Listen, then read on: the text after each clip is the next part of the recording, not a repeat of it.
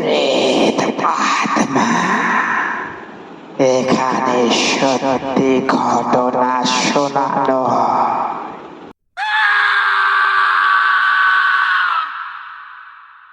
Hello বন্ধুরা, আশা করি সবাই খুব ভালো আছো, সুস্থ আছো।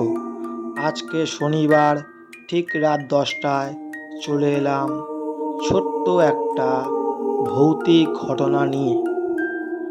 তো আজকের ঘটনাটা যেটা শোনাবো তোমাদের, ঘটনাটা অতটা ভৌতিক নয়, তবে তোমরাই শুনে আমাকে কমেন্টে উত্তর দিও আসলে সেই জিনিসটা কি হতে পারে। তো সরাসরি আমি আজকে ঘটনায় চলে যাচ্ছি, তবে ঘটনাটা আজকে খুবই ছোট।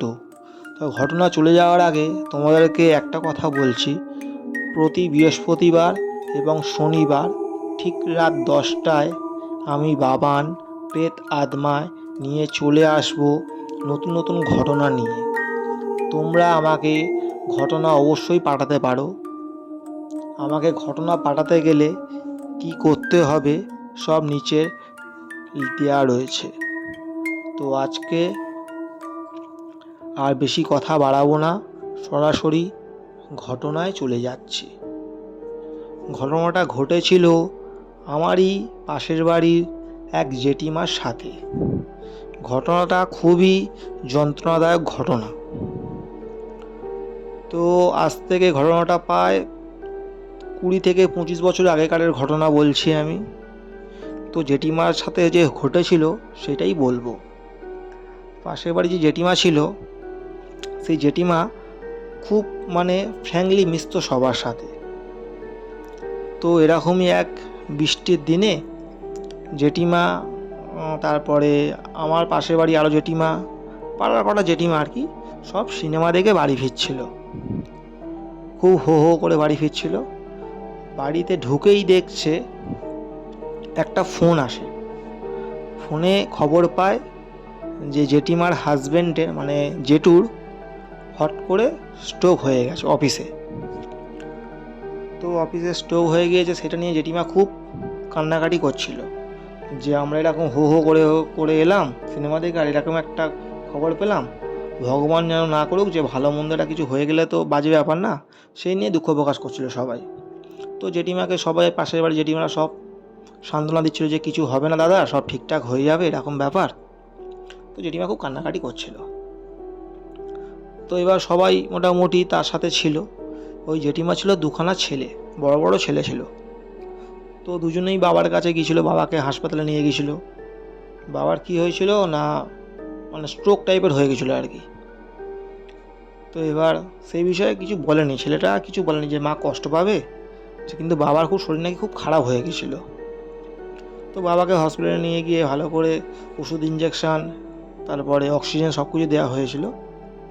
তো হালকা হালকা বৃষ্টিটাও পড়ছিল।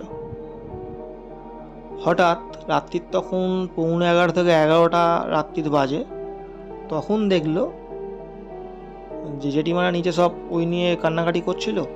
হঠাৎ সাউন্ড পেলো ছাদেতে কে যেন দুমদুম করে শব্দ হলো আর কি, কে যেন হেঁটে হেঁটে যাচ্ছে।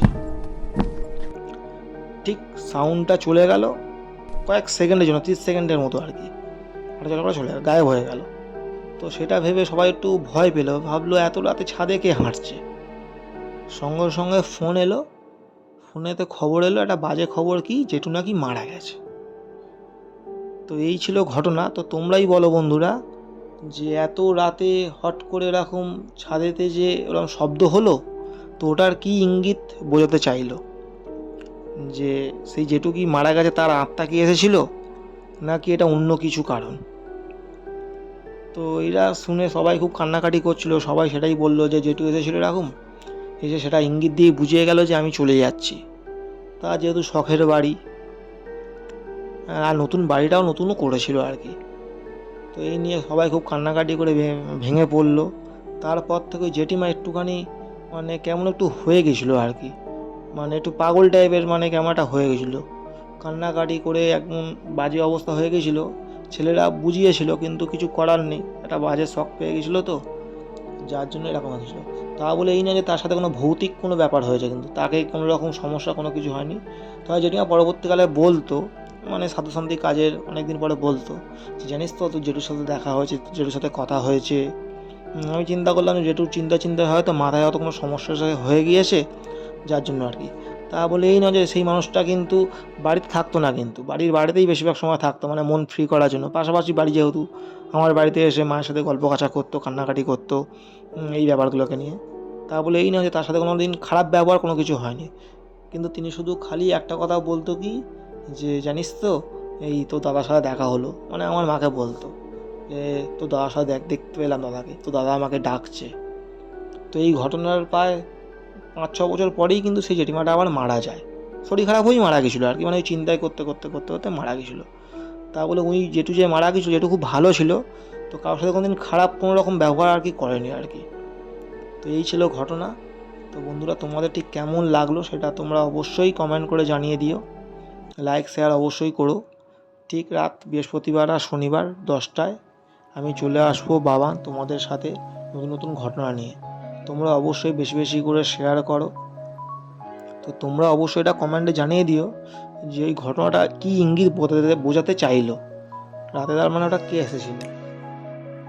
ঠিক আছে, আজকের মতো টাটা, গুড নাইট, সবাই খুব ভালো থেকো।